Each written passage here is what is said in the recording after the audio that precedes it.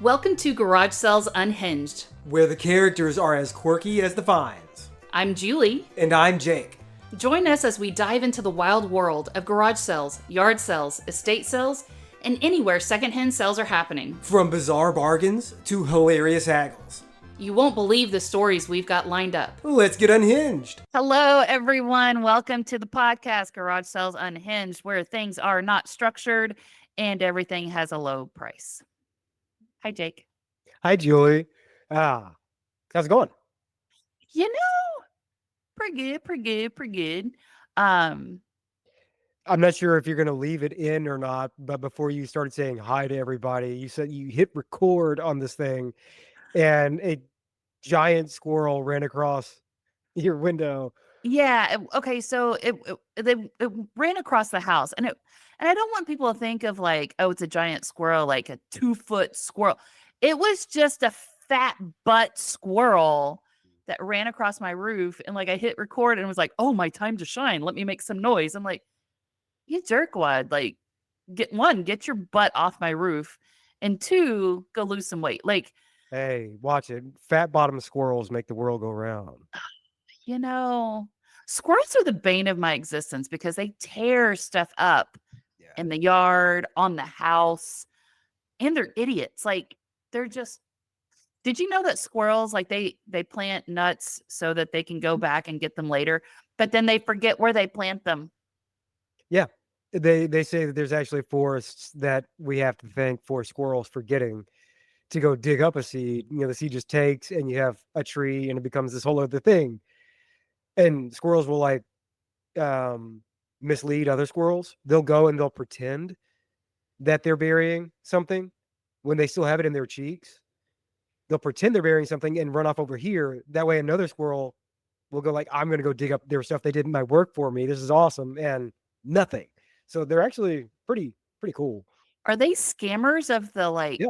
the natural world? So Yeah. I gave our parents' dog a little squirrel toy, like a little chew squirrel toy. I was trying to train it to catch squirrels, and for anyone that's met our parents' dog, he not working. He's living the life of luxury. But our parents are like, well, what are you gonna name the toy so that they know, hey, go get name toy, whatever. So I named the toy Rascal. And so now all the squirrels in my neighborhood and in my yard, they're all rascals. And I'm hoping that once the dog comes back to my house for a visit, that I can be like, oh, go get Rascal, and it'll go get a live squirrel. Yeah. Well, with hips like that, like the one that you saw, it shouldn't be that tough. Anyway, What's going on? You know, not much. For people that don't know, we usually record on a Sunday. And so I was traveling all this past week. And so I'm trying to get caught up on a bunch of work projects today. And one of my projects is working with a new tech platform. So I've been sitting in online educational courses for this tech platform. Fantastic. Yeah. So I'm really glad that you and I are recording right now, and it gives me This a is your break. break. Oh, Yeah. I'm sorry.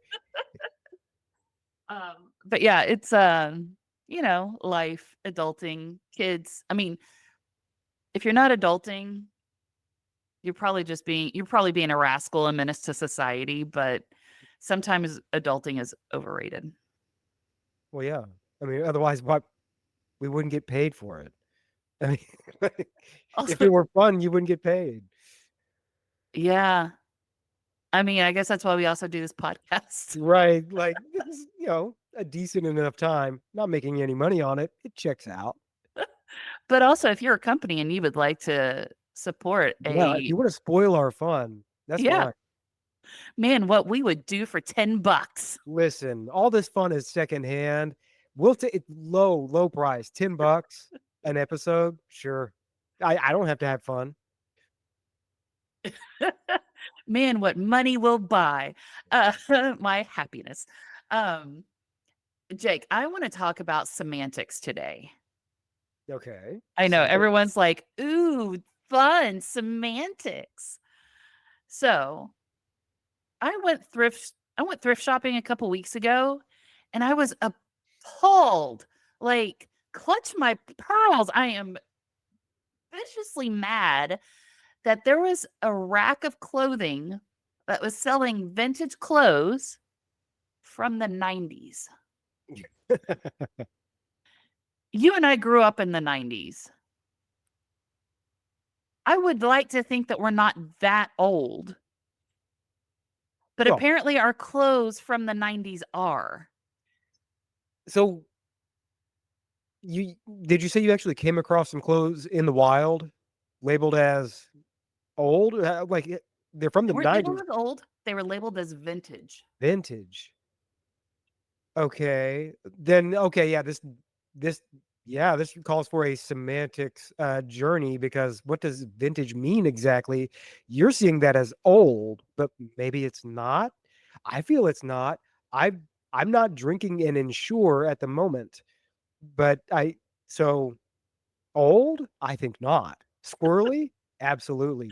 Check these hips out. Well, okay, so this is where I want to talk about semantics. So what's the difference between, say, something that is antique versus vintage?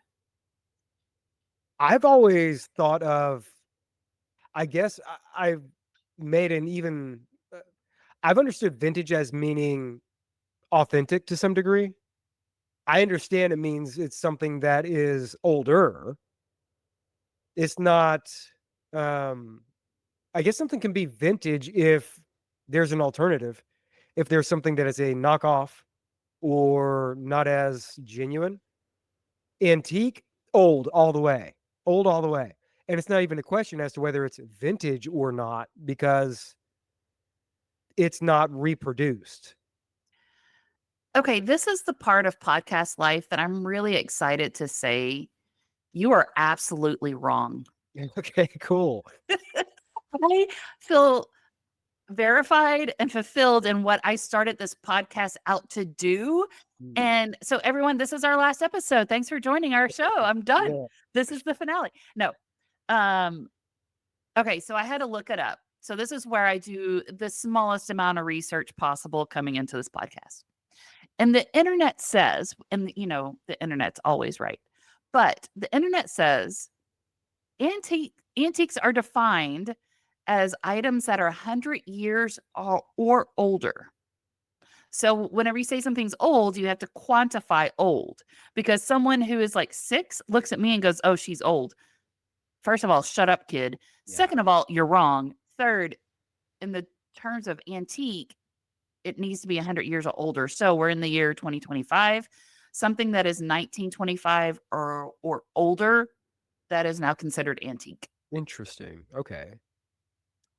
Now, for something that is vintage, vintage is considered something 20 to 100 years old. So it hasn't gone past the 100-year mark, but I know, Jacob just made a face. What's your source on this other than internet? It's Trademark. just internet. Because I'm trying to figure out, like, my brain is kind of trying to pick apart the etymology of the word antique, and I'm trying to find where 100 years fits into that concept. And vintage, 22, below 100, but above 20. Yeah. So it's 2025, anything made 2005 to 1926 is vintage. Hmm. You and I are vintage. I mean, We're I'll not accept antique. that. I'm not antique. As long as you don't say I'm antique, I do Well, need to be handled with care. I may contain lead. Uh, I, batteries are not included. we do have to spit shine you every few months. If I'm lucky, yes. I'm still working on my saliva from the last spit shining. Please don't. I think it's pretty well established that we're siblings. Don't do that. Well, so here's the thing too. Like, there's no authority out there that says you've labeled this as antique and it's wrong, so I'm coming after you. Like, there's not the antique police, there's no Right. vintage police. Mm-hmm. However, you may get a shopper like me that sees a 1996 t-shirt and you've labeled it as vintage, and I want to call the police because that's not appreciated. Are you planning a garage sale, yard sale, or estate sale and need some help? Look no further than Garage Sales Supply. They provide top-notch resources and expert advice to help you host the perfect sale. From pricing tips to promotional strategies, they've got you covered. Visit GarageSalesSupply.com and make your next sale a success. And then, okay, so I'm going to throw in another term. Are you ready? Okay. What is considered retro? That's a great question. Thank you. I just came up with it. Well, I mean, like things that okay. I tell you retro, what are the images that come to mind for you? Bell bottoms. Go on. Oh, That's it. oh, I wasn't prepared for That's this. it. Look, you gotta understand, I've been huffing paint before we started recording. Bell bottoms is all I got, man. I think of so whenever in my mind's eye, I think of things from the 60s and 70s. So the bell bottoms, the shag carpeting, the sepia toned, um, you know, big, huge boat car that our parents used to have.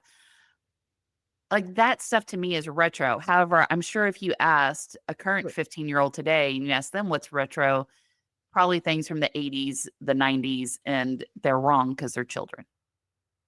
Wait, if you ask a 15-year-old retro, they say 80s and 90s. I don't know, like is retro something that you experienced in your youth and you look back upon, or is retro something that predated, an experience that you can recall? Because like you didn't experience bell bottoms in person.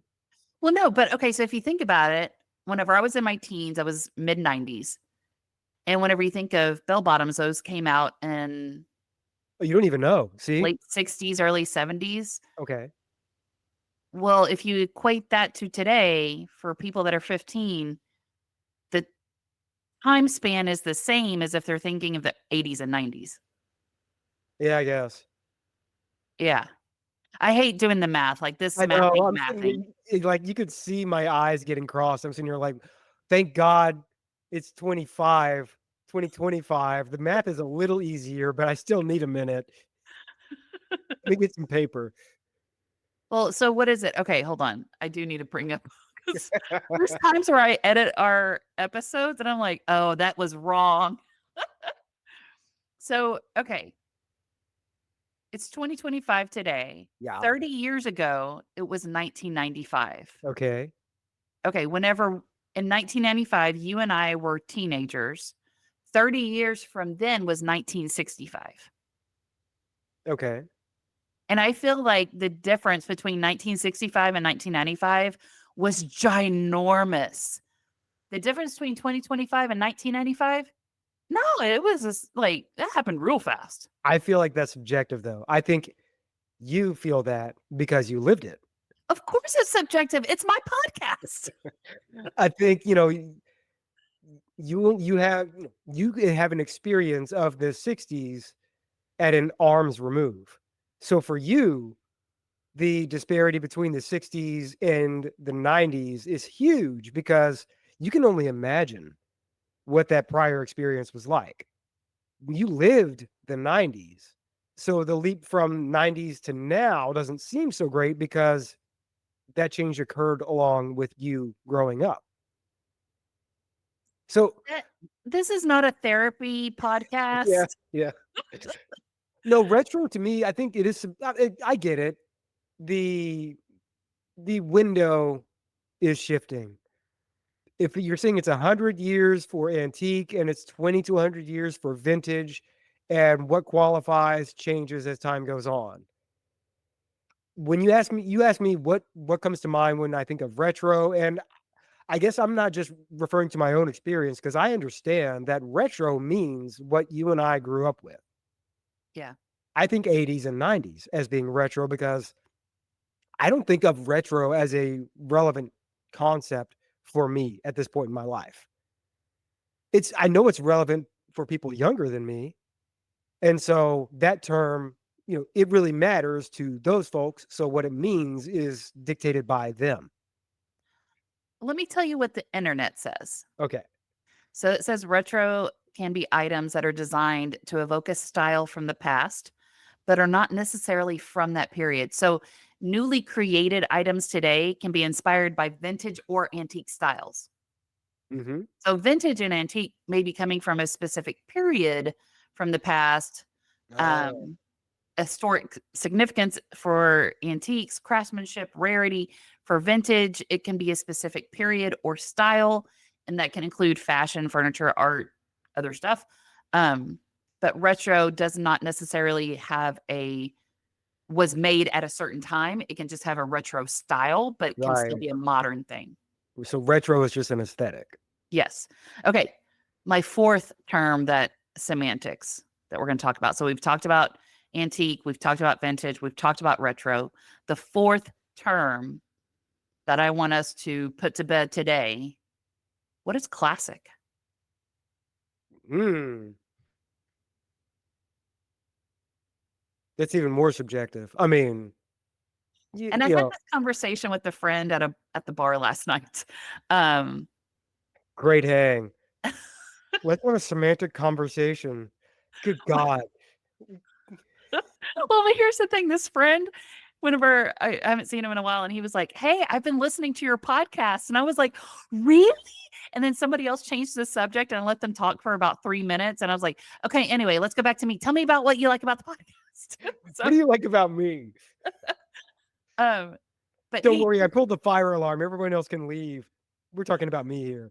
But I told him, I was like, "Hey, my brother and I, we're going to talk about, the difference between vintage and antique." And he's big into cars. And he was like, "Oh," and then we started talking about the car industry and how they define what is vintage, what's antique. Um, and then I was like, "Well, how do you define classic?" Mm-hmm. And then we went into a whole conversation on that. So before I get into what he said classic is, what do you think classic is? I mean, honestly, like, I guess that's what comes to mind first is automobiles because it's, that term is used so often in a way that kind of feels like it's precise. I don't know what the criteria are, but that's where I hear it most often. Um, I don't know. What did your gearhead friend have to say? So as we were talking about this at the bar, having a great time, as one does, talking about classic terminology. Uh, But like you're all in there just sipping Negronis or something.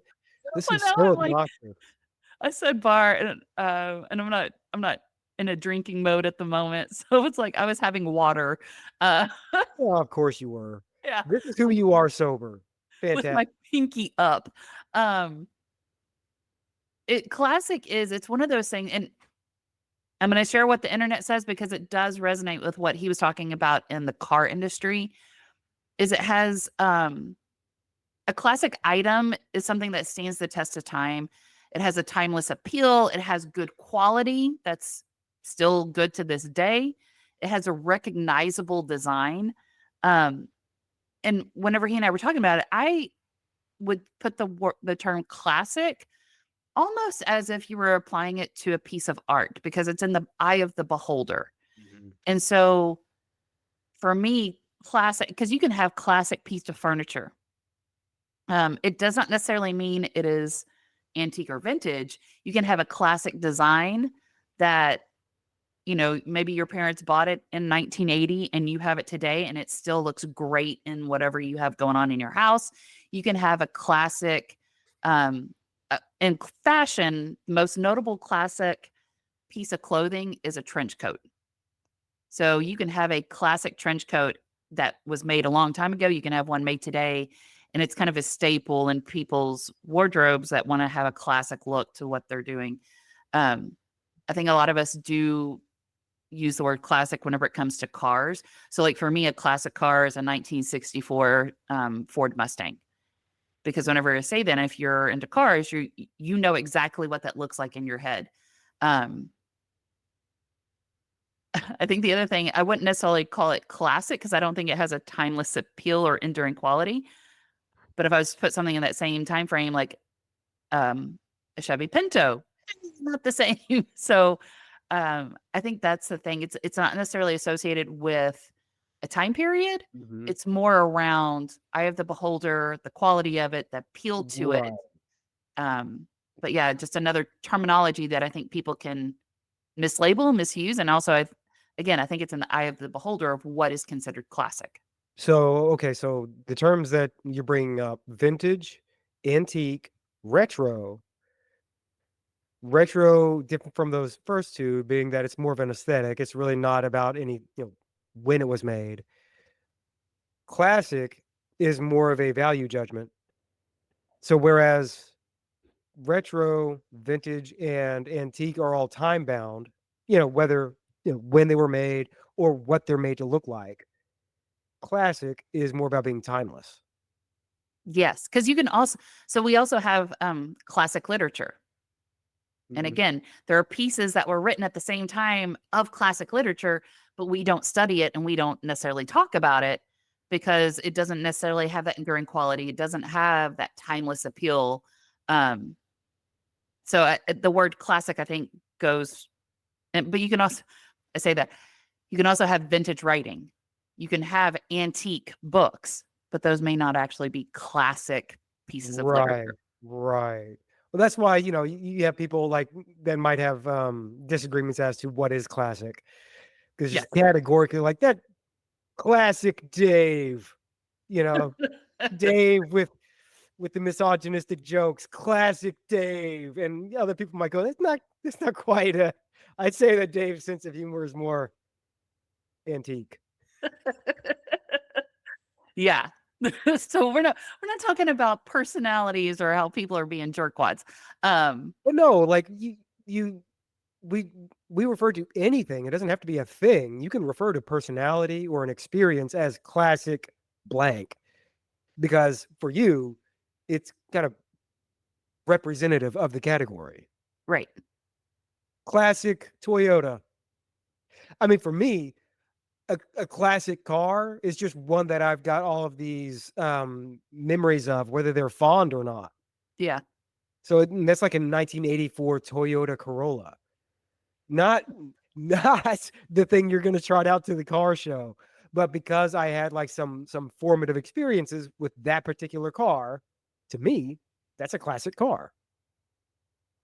Yeah. I think today it would be vintage. Yeah. Is that right? Is that how the math works? Yeah, you're Yeah. right. Yeah. Yeah, totally.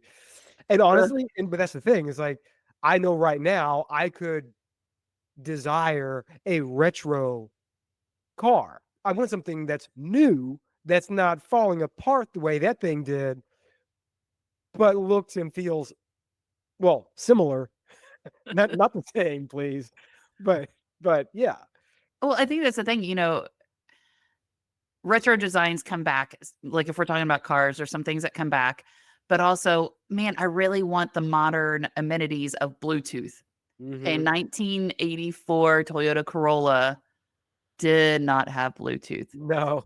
So No. Jacob and I keep bringing it up because that was the first car that our oldest brother had. Jacob and I, it was passed down to Jacob and I. Jacob and I used to share that car. Um, and if it went under 55, it shook really bad. But if you went above 55, it It's drove pretty bad. smoothly. Yeah. It's like going through the atmosphere, you know? And whenever people ask me, like, oh, what color was it? It was chalk blue. Yeah. It Yeah. lost all its shine. So anytime you would wash it, you'd have to look down at like the car rag and like, oh, the whole rag is blue now. We Yeah. just kept taking off paint. Yeah, it really did look like a car that you'd pass through the washing machine a few times. Yeah. Yeah. But I mean, it did get us from point A to point B. And on weekends, point C. Well, but also like a lot of times very shaky. Um, but it always started and it got us there. Yep. It's fine.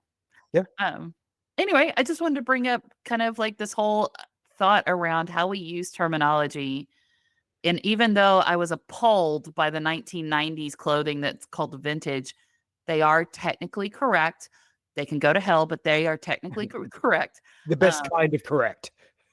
but also, of like whenever you're out there at your secondhand sale, going to a thrift store, at a garage sale, going to an estate sale, and if you see something that is labeled as antique versus vintage, think about that in mind.